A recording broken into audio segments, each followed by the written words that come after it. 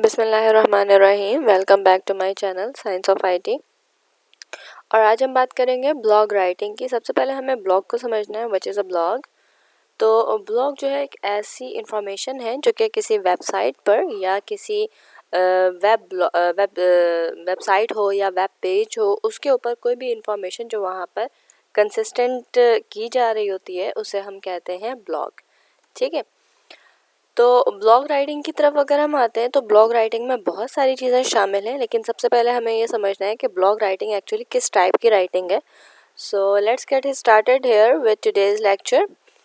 सबसे पहले हमें ये समझना है कि जनाब ब्लॉग क्या है। ब्लॉग कोई भी एक ऐसा पोस्ट, कोई भी एक ऐसा आर्टिकल, कोई भी एक ऐसा कंटेंट जो कि न्यूज़ पीस हो या इंफॉर्मेशन हो जो कि हम पब्लिश कर सकें किसी भी वेबसाइट पर।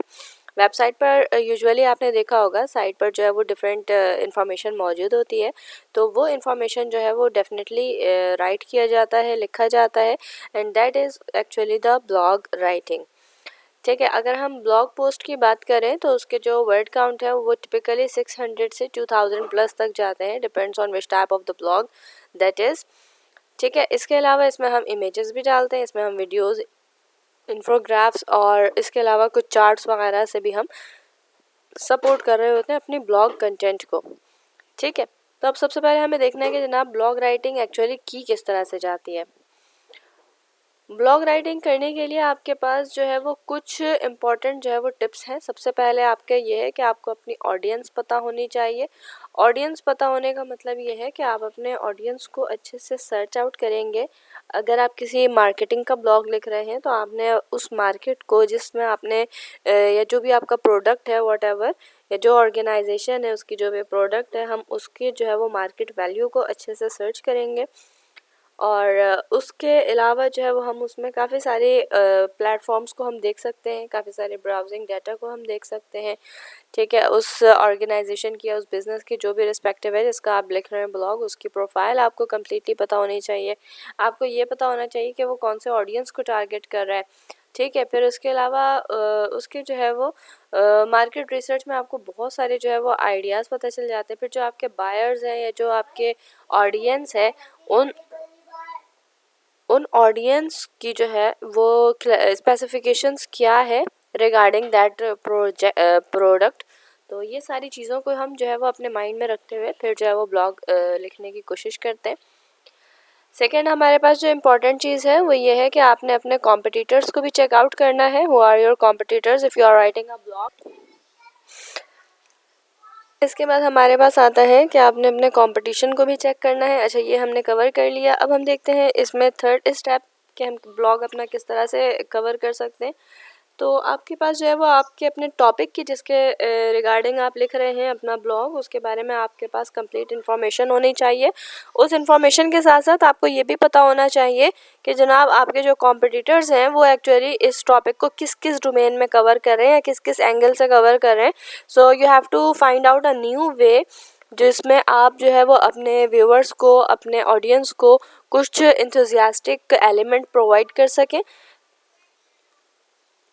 अच्छा, इसके अलावा आपने यूनिक एंगल आइडेंटिफाई करना है, क्योंकि हमने जो है वो कॉम्पिटिटर्स आइडेंटिफाई कर लिए हैं। अब उसके बाद हमने अपने यूनिक एंगल को फाइंड आउट करना है, क्योंकि हमें बिल्कुल सिमिलर एलिमेंट नहीं करना, हमें कॉपी पेस्ट भी नहीं करना, हमें पैराफ्रेज भी नहीं करना, हमें खुद से लिखना है और अपने जो है वो आइडियाज़ और अपनी इंफॉर्मेशन के मुताबिक हमें उसे राइट अप करना है। उसे इतना इफेक्टिव बनाना है कि हमारे जो व्यूअर्स हैं या जो ऑडियंस हैं जो भी उस वेबसाइट को या वेब पेज को विजिट करें, वो उसे जो है वो अच्छी तरह से रीड करें और उस पर जो है वो मतलब स्टिक हो जाए। यानी आपने एक ऐसा एलिमेंट रखना है जो आपके ऑडियंस को ग्रैब करे। ठीक है। फिर आपके अगर हम नेम की बात करते हैं तो बहुत लंबा चौड़ा हम नाम नहीं रख रहे होते हैं। इसमें हम जो है वो इजी नेम रख रहे होते हैं जो कि स्पेल करने के लिए भी आसान हो और स्पीक करने के लिए भी ज़्यादा इजी रहे। तो इस तरह का जो है वो हम नेम रखते हैं अपने ब्लॉग का। अच्छा, ज़्यादातर ऐसा होता है कि जब भी हम कोई ब्लॉग पोस्ट लिख रहे हों तो हम उसमें जो भी चीज़ें इस्तेमाल करते हैं, जो भी उसका नेम रखते हैं, वो उसी ब्लॉग या उसी ब्रांड, उसी बिज़नेस से रिगार्डिंग होता है और उसको लिंक कर रहा होता है। इसके अलावा आपका जो है वो ब्लॉग का डोमेन वो भी क्लियर होना चाहिए। डोमेन जो है वो मैटर करता है। लाइक एक ही अगर हमारे पास टॉपिक हो तो हम उसको मल्टीपल डायमेंशंस में लेकर जा सकते हैं और उन मल्टीपल डायमेंशंस के जो है वो डिफरेंट जो है वो ब्लॉग डोमेन्स होंगे। ठीक है, तो ये वाले जो है आप ब्लॉक डोमेन इस्तेमाल कर सकते हैं। इसके अलावा जो है वो ब्लॉक डोमेन के लिए हम जो है वो इंटरनेट का जो हमारा ब्लॉक डोमेन होता है वो भी हम डिफरेंट कर सकते हैं। लाइक अगर आपकी कोई कंपनी है, कोई आपकी ऑर्गेनाइजेशन है, तो आप उसके साथ जो है वो ब्लॉग को एसोसिएट कर सकते हैं। Like blog dot your company, जो भी आपकी कंपनी है व्हाटएवर .com, इस तरह से करके आप अपने ब्लॉग को एसोसिएट कर सकते हैं। और इस तरह से जो है वो आप अपने पूरे वेब पेज को जो है वो एक डोमेन में या एक छोटे छोटे सब डोमेन्स में आप इसको तोड़ सकते हैं और अपने जो है वो ऑर्गेनाइजेशन के साथ या ऑर्गेनाइजेशन की जो डिटेल्स जहाँ पर आपने मेंशन की हैं उनके साथ आप इसे एसोसिएट कर सकते हैं। इसके अलावा हमारे पास जो सेवन्थ स्टेप है वो है आपका कि आपने एक CMS चूज़ करना है और अपना ब्लॉग जो है वो सेटअप करना है। And what is CMS? CMS is content management system. Content management system कुछ इस तरह का सॉफ्टवेयर एप्लीकेशन है जो कि आपके यूज़र को, ये जो हम जैसे इस्तेमाल कर रहे हैं, वो हमें अलाउ करता है कि हम उस वेबसाइट को या वेब पेज को जो है वो हम बिल्ड कर सकें, उसे मैनेज कर सकें, उसे मेंटेन कर सकें। ठीक है, और उसे उसके ऊपर जो हम मटेरियल डालते हैं हम उसे एडिट वगैरह कर सकें। तो एक्चुअली जो लोग वेबसाइट क्रिएटर होते हैं वो इसको ज़्यादा अच्छे से डील कर सकते हैं, या जो लोग CRM ज़्यादा अच्छे से यूज़ करते हैं, कस्टमर रिसोर्स मैनेजमेंट के जो टूल्स हैं उनको जिन्हें यूज़ करना आता है, वो इस तरह के जो है वो एप्लीकेशंस को बहुत ज़्यादा अच्छे से यूज़ कर सकते हैं। कस्टमाइजेशन की अगर हम बात करें तो ब्लॉग हमेशा कस्टमाइज्ड फॉर्म में होना चाहिए, यानी उसकी जो अपीयरेंस है उसमें थीम और उसका कंटेंट जो है वो दिखना चाहिए। ये अपीयरेंस के ऊपर अगर हम बात करें तो अपीयरेंस को रिलेटिव बनाने के लिए हम वीडियोस और ऑडियोज़ का जो है वो लेते हैं। इसके अलावा हम थीम, कलर चॉइस, जो भी आपके वेबसाइट का जो आउटर लुक है उसके लिए जो भी चीज़ें हम इस्तेमाल करते हैं वो सारी चीज़ें जो है वो ब्लॉग का थीम बना रही होती हैं और उसकी कस्टमाइजेशन कहलाती है ये।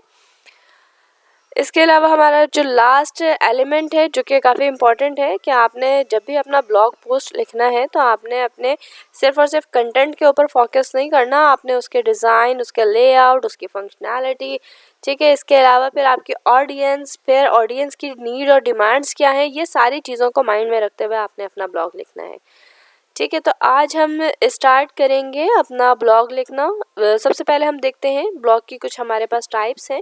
यहाँ पर देखिए मैंने ऑलमोस्ट जो है वो सारी टाइप्स को कवर करने की कोशिश की है। आई गेस के इसके अलावा भी कुछ टाइप्स होंगे। इसमें जो है वो हमारे पास शामिल है business blog, food blog, case studies, life style, personal blogs, fashion, affiliate blogs, infographics, news, travel, interviews, checklist, comparisons, DIY, लिस्टिकल्स।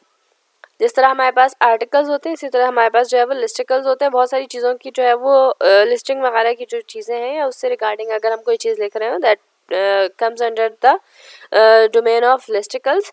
इसके अलावा मूवीज़ है, म्यूज़िक है, पेरेंटिंग है, रिव्यूज़ हैं, चीट शीट्स, फिटनेस ब्लॉग्स, निजी ब्लॉग्स, बाइंग गाइड्स और इसके अलावा पर्सनल स्टोरीज, ये सारी चीज़ें जो है वो ब्लॉग की टाइप्स हैं। इसमें हम देखते रहेंगे इंशाल्लाह वक्फे वक्फे से बहुत सारी चीज़ों को हम कवर करने की कोशिश करेंगे। आज जो हम अपना ब्लॉग करने जा रहे हैं दैट इज़ इन्फोग्राफ्स, जिसमें हमने कुछ इन्फॉर्मेशन देनी है। हमारा एक एजुकेशनल वेबसाइट है जिसके ऊपर मैंने टीम लीडरशिप के बारे में जो है वो अपना एक अदद ब्लॉग लिखना है। So let's get started here. तो सबसे पहले हमें जो है वो एक अदद वर्ड की फ़ाइल खोलनी है और वर्ड की फ़ाइल में हमने खोला है अपने एक अदद ब्लैंक डॉक्यूमेंट को। ब्लैंक डॉक्यूमेंट में मुझे जो है वो ब्लॉग की चीज़ों को सर्च आउट करना है। तो मुझे जो है वो ब्लॉग अपना चाहिए टीम लीडरशिप के रिगार्डिंग। तो मैं टीम लीडरशिप को यहाँ पर सर्च आउट कर रही हूँ। टीम लीडरशिप क्या होती है, इसकी जो है वो कैटेगरीज आप यहाँ पर देख सकते हैं कि इसमें क्या क्या चीज़ें शामिल हैं। ठीक है, फिर कुछ जो है वो वेबसाइट्स है, यहाँ से मैं अपनी अंडरस्टैंडिंग को क्रिएट करूँगी और इसके बाद जो है वो मैं अपने ब्लॉग की तरफ आऊँगी। ये देखें कुछ हमारे पास जो है वो डॉक्यूमेंट की सूरत में फ़ाइल्स भी मौजूद हैं। ठीक है, तो ये कुछ वेबसाइट्स जो है वो मैंने खोल ली हैं और कुछ जो है वो मैं इसके रिगार्डिंग इमेजेस को भी सर्च करूँगी और इसमें जो है वो काफ़ी सारी चीज़ें जस्ट लाइक दिस, ये जो ब्रेन स्टॉर्मिंग आइडियाज़ होते हैं, ये इस तरह के आइडियाज़ काफ़ी हेल्पफुल होते हैं आपकी जो है वो इंस्टेंट नॉलेज या इन्फॉर्मेशन को डेवलप करने के लिए। बिकॉज़ लाइन बाय लाइन किसी भी चीज़ को या किसी भी वेबसाइट को रीड आउट करने में आपको काफ़ी टाइम लग जाता है। And being a content creator you are not going to spend too much time on a single task. That's why हम क्या करते हैं, हम इसको जो है वो हार्ड वर्क की जगह हम कोशिश करते हैं कि हम एफिशिएंट वर्क करें।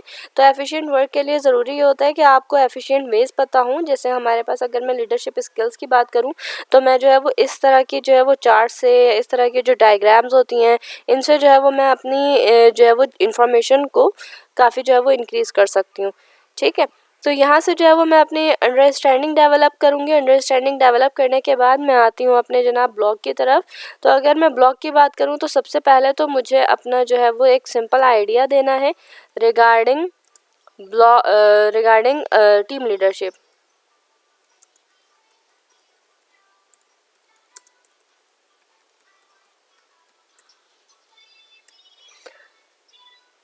ठीक है, ये काफ़ी जो है वो छोटा है, तो मैं इसे ज़रा साइज़ बड़ा कर दूँ ताकि आप लोगों के लिए इजी टू व्यू रहे।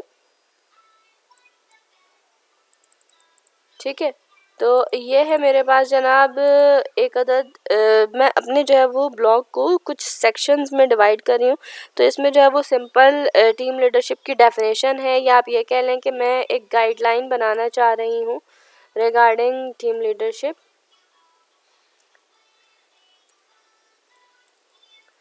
ठीक है, ये मैंने बना लिया है। अब सेकंड जो है वो मैं इसमें क्या चीज़ें डालूंगी, इसमें जो करंट अप्रोच है मैं वो डालूंगी कि टीम लीडरशिप के लिए करंट अप्रोच क्या इस्तेमाल की जा रही है आजकल ऑर्गेनाइजेशन में।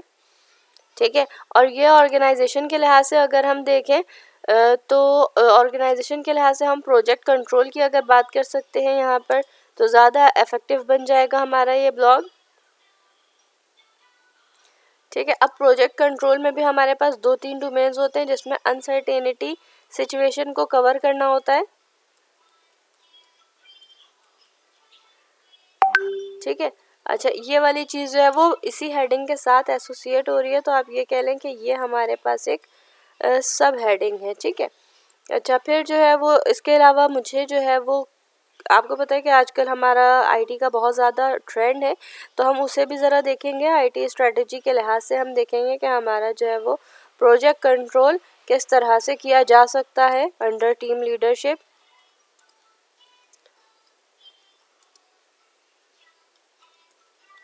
ठीक है, ये भी हो गया। अब इसके बाद जो है वो मुझे इसकी अफेक्टिवनेस भी बतानी है। Either what ever I am writing, मुझे इसकी अफेक्टिवनेस को भी जाहिर करना होगा या बताना होगा।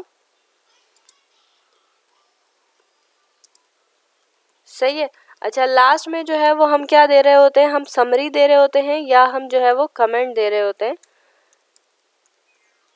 ठीक है, ब्लॉग्स वगैरह में ज़्यादातर हम कमेंट्स देते हैं। It depends what the task you have. ठीक है, तो ये इस तरह से जो है वो मैंने अपने इसकी जो है वो कर लिए, क्लासिफिकेशन कर लिए कि मुझे एक्चुअली लिखना किस तरह से है। और लिखने के बाद जो है वो मैं इसको बना लेती हूँ जनाब अपने टाइटल्स में। ये है मेरा सेकंड हेडिंग। तो ये जो है वो कुछ इस तरह से, अब यहाँ पर जो है वो मैं इसे लिखना शुरू करूँगी। सही है, तो जब मैं इसे राइट अप करने की कोशिश करूँगी तो मैं अपने यहाँ से जो है वो काफ़ी सारी चीज़ों को, इस तरह की जो ब्रेन स्टॉर्मिंग आइडियाज़ होते हैं, इसे मैं यहाँ पर कॉपी करके ज़रूर पेस्ट करूँगी ताकि मुझे जो है वो लिखने के लिए मटेरियल और एलिमेंट मेरे पास रहे। ठीक है, तो इस तरह से जो है वो मैं इसको लिखूँगी। So I am going to write it up. तो ये एक ब्लॉग जो है वो मैंने लिखा है यहाँ पर। आप ये देख सकते हैं कि जनाब ये पहली हेडिंग मेरी जो है वो टीम लीडरशिप को डिस्क्राइब कर रही है। इसमें मैंने जो है वो 3 पैराग्राफ्स इस्तेमाल किए हैं। कुछ जो है वो मैंने न्यू अप्रोच को बयान किया है यहाँ पर, जिसमें मैं प्रोजेक्ट कंट्रोल देख रही हूँ अंडर अनसर्टेनिटी। और यहाँ पर कुछ चीज़ें हैं रिगार्डिंग प्रोजेक्ट कंट्रोल जो कि मैं यूज़ कर रही हूँ यहाँ पर। ठीक है, फिर कुछ जो है वो प्रोजेक्ट के साइज़ के लिहाज से इवैल्यूएशन की टेक्निक्स हैं, वो मैंने यहाँ पर लिखा है। परफॉर्मेंस इंडेक्स को हम देखते हैं। ठीक है, इस तरह से ये चीज़ें जो है वो मैंने यहाँ पर रखी हैं। फिर हम आते हैं आईटी कंट्रोल की तरफ। आईटी कंट्रोल की स्ट्रैटेजीज़ मैंने यहाँ पर डिफ़ाइन की हैं। ठीक है, फिर हम आते हैं इसकी इफेक्टिवनेस की तरफ। इफेक्टिवनेस, और उसके बाद लास्ट में मेरे पास जो है वो समरी है। समरी कह लें आप, या इस पर फाइनल कमेंट्स कह लें आप, कुछ भी कह सकते हैं। इट डिपेंड्स कि आपको ये डाटा जो है वो कितना इस्तेमाल करना है, कहाँ पर इस्तेमाल करना है, या ब्लॉग के कौन से सेक्शन में इस्तेमाल करना है। तो इस तरह से हम लिखते हैं। ब्लॉग राइटिंग में आपने हमेशा याद रखना है, इसमें हम ज़्यादातर टॉकिंग पर्सन्स को डिस्कस नहीं कर रहे होते। First person, second person, third person को हम डिस्कस नहीं कर रहे होते। इसमें हम जनरल, अगर हम इन्फोग्राफ की बात करें तो इसमें हम जनरल चीज़ों को देख रहे होते हैं।